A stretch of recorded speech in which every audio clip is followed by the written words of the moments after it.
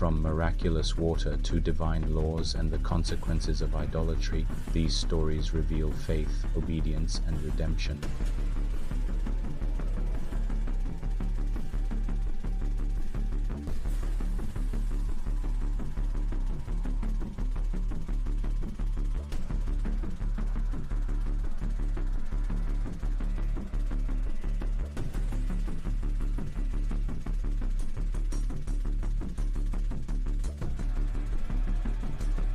In their desperation, God instructed Moses to strike the rock, and life-giving water flowed, symbolizing divine provision in times of need. Behold, I will stand before you there on the rock at Horeb, and you shall strike the rock, and water shall come out of it, and the people will drink. The scene illustrates not only a physical miracle, but a profound spiritual lesson. In the face of doubt and complaint, God's mercy provides. This act of provision was a direct response to the people's grumbling, showing that God's grace can triumph over human weakness. It was a test of faith, not just for the people, but for Moses himself, who had to act on a command that defied all logic. As the water cascades from the barren stone, the relief and joy of the Israelites are palpable, a stark contrast to their earlier despair. This event, known as Massa and Meribah, forever marked a place of testing and quarreling, a reminder of the constant tension between human frailty and divine faithfulness.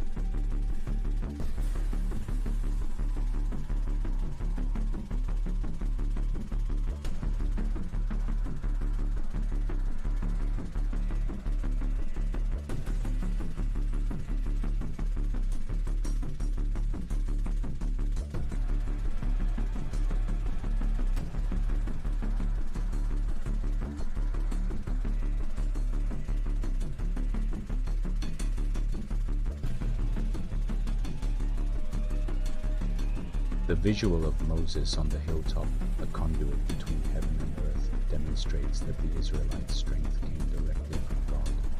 His raised hands, holding the staff of God, were a banner of divine power, a visible sign to the warriors below that their struggle was not in vain.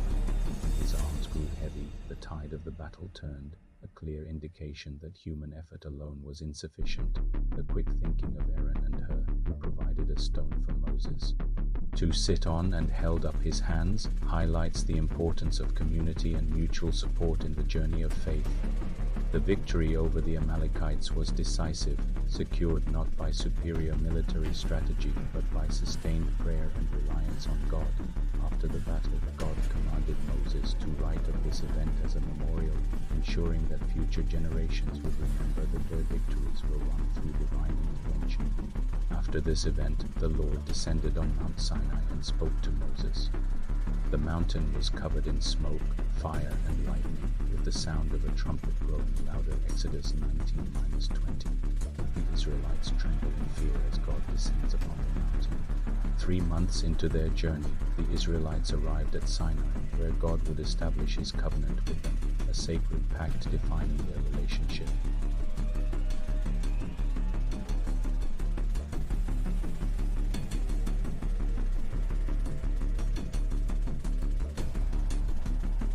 These were not merely rules. They were the moral and spiritual foundation for a new nation, a guide for living in right relationship with God and with one another.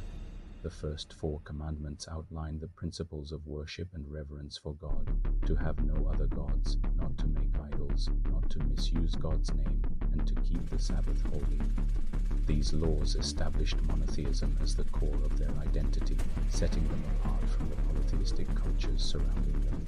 The remaining 6 commandments address human relationships, forming the bedrock of social justice and morality. They command respect for parents and prohibit murder, adultery, theft, false testimony, and coveting. Each law is a pillar supporting a just and compassionate society. The giving of the law was a moment of profound intimacy and terror. God spoke directly to his people, establishing a direct covenant that bound them to him. In return for their obedience, God promised to make them his treasured possession, a kingdom of priests and a holy nation. This covenant, sealed at Sinai, was the constitution of Israel, shaping their destiny and providing a moral compass that would endure for millennia. While Moses was on Mount Sinai receiving the law, there was impatience and rebellion at the camp.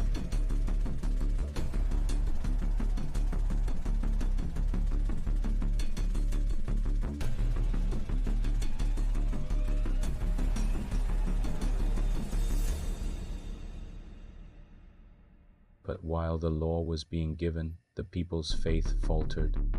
In a shocking act of betrayal, they broke the very first commandments, turning from the living God to a lifeless idol. The contrast is stark and tragic. On the mountain, Moses is in communion with the Almighty, receiving a blueprint for holiness. Below, the people descend into chaos, recreating the idolatrous practices they had just been delivered from in Egypt. Their cry, "These are your gods, O Israel, who brought you up out of the land of Egypt," is a profound rejection of the true miracle of their liberation. God's anger burns fiercely against them, and he threatens to destroy the people and start anew with Moses. In a powerful moment of intercession, Moses pleads on behalf of the Israelites, reminding God of his promises to Abraham, Isaac, and Jacob. Moses' love for his wayward people mirrors God's own, and he successfully mediates, turning away God's wrath. Witnessing the debauchery firsthand, his own anger ignites. In a dramatic display of righteous fury, he smashes the stone tablets at the foot of the mountain, the symbol of the people's broken covenant. He then grinds the golden calf to powder, mixes it with water, and makes the Israelites drink it, forcing them to internalize the bitter taste of their sin. The aftermath is severe. The Levites rally to Moses' side and execute about 3,000 of the instigators, purging the evil from the camp. Yet, despite the gravity of their sin and the harshness of the judgment, the story ends with a note of hope. Moses once again ascends the mountain to plead for forgiveness, and God, in his immense mercy, agrees to renew the covenant. He provides a second set of stone tablets, a powerful symbol of redemption and the enduring nature of his grace. This dark chapter serves as a timeless warning against idolatry, impatience, and the temptation to craft a God in our own image, while also showcasing the incredible power of intercession and the boundless depth of divine forgiveness. If you enjoyed this amazing video and want more inspirational videos like this, kindly like, subscribe, and share with your friends. Thank you.